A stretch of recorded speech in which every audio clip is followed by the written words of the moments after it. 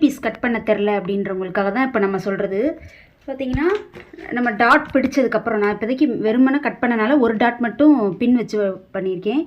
இப்போ வந்து கரெக்டாக இந்த தைக்கிற இடத்த விட்டுட்டு அரைஞ்சு விட்டுட்டு இங்கேருந்து இப்படி அளக்கணும்.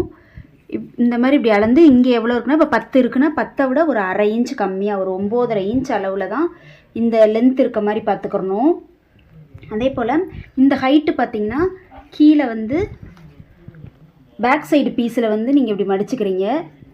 மடிச்சுட்டு இந்த ஹைட்டு பார்க்குறீங்க, எந்த இடத்துல ஜாயின் பண்ண போகிறோமோ அந்த ஜாயிண்ட்டுக்கு நேராக இங்கேருந்து இந்த மடிப்பு பகுதிச்சா 3 இன்ச் வர மாதிரி வச்சுக்கணும். நமக்கு ஃப்ரண்ட்டில் இந்த இடம் தேவையில்லை. இந்த சைடு 3 இன்ச்சுனா அதே 3 இன்ச் அளவில் இருக்க மாதிரி, அதாவது கீழே வந்து நம்ம இப்படி மடித்து அடிச்சிருவோம். அதுக்காக ஒரு கோடு போட்டிருக்கேன் அரை இன்ச்சில். அங்கேருந்து இந்த 3 இன்ச் இருக்க மாதிரி இப்படி வச்சுக்கணும். வச்சுட்டு இங்கே 3 இன்ச்சுனா அதே 3 இன்ச்சு தான் நம்ம இந்த சைடு ஃப்ரண்ட்டு, இதுதான் ஃப்ரண்ட்டு சைடு, இது சைடு நம்ம எவ்வளோ வச்சுருக்கோமோ அந்த அளவே தான் நான் இங்கேயும் வச்சுருக்கேன். வச்சுட்டு இங்கேருந்து இந்த டாட் இருக்கு இல்லையா, டாட் அமையரோட ஒரு 3 இன்ச்சுனா இங்கே தைக்கிறது கொஞ்சோன்னு விட்டுட்டு இங்கேருந்து கரெக்டாக அந்த 3 இன்ச் இருக்க மாதிரி வச்சுட்டு அந்த இடத்துக்கிட்ட ஒரு அரை இன்ச் கம்மி பண்ணி தான் நான் இந்த இப்படியே வரைஞ்சிருக்கோம். இந்த ஷேப் வந்து வரைஞ்சிருக்குது. இந்த மாதிரி தான் வந்து நம்ம பட்டி பீஸ் கட் பண்ணணும். அதாவது இங்கே வைக்கிற அளவை விட அரை இன்ச் கம்மியாக இருக்க அளவுக்கு தான் நம்ம இந்த லென்த் எடுத்துக்கிறோம். அதாவது படுக்க வசமாக எடுத்துருக்க அளவு.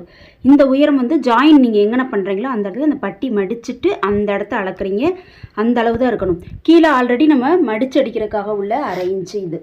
ஸோ இந்த பட்டிக்குள்ளே உள்ளே கொடுக்கக்கூடிய இந்த பீஸ் இருக்கு இல்லையா, இது வந்து பேண்ட் கிளாத் கொடுக்குறோம் இல்லையா. பேண்ட் கிளாத் எதுக்காக கொடுக்குறோன்னா நல்லா ஸ்டிஃபாக வந்து உங்களுக்கு நல்லா கப் ஷேப்பை எடுத்து காட்டுறதுக்காக தான் நம்ம வந்து பேண்ட் கிளாத் கொடுக்குறோம். இதே இது ஆஃபீஸில் ஒர்க் பண்ணுறவங்க இல்லை வெளியில் எங்கேயாவது போகிற மாதிரி இருந்தவங்களுக்கு நம்ம கொடுத்துட்டோன்னா ரொம்ப அவங்களுக்கு உறுத்த ஆரம்பிச்சிடும்.